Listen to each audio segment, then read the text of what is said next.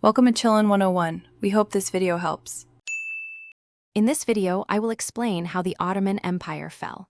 The empire faced a long period of decline due to various internal and external pressures.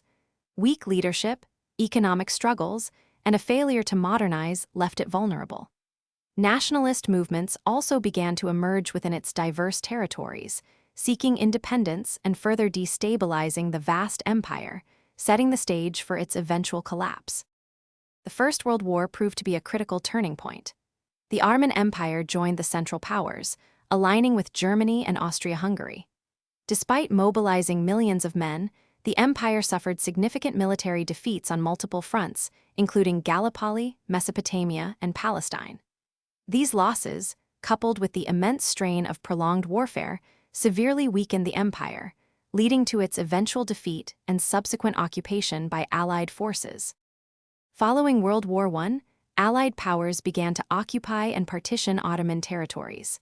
However, a strong Turkish nationalist movement emerged, led by Mustafa Kemal Atatürk. This movement established an alternative government, the Grand National Assembly, in Ankara. Turkish forces then fought a successful war of independence, resisting foreign occupation and ultimately securing the core territories of what would become modern Turkey. Finally, the Ottoman Sultanate was abolished in 1922, ending centuries of imperial rule. The Caliphate, the religious authority held by the Ottoman sultans, was also abolished in 1924.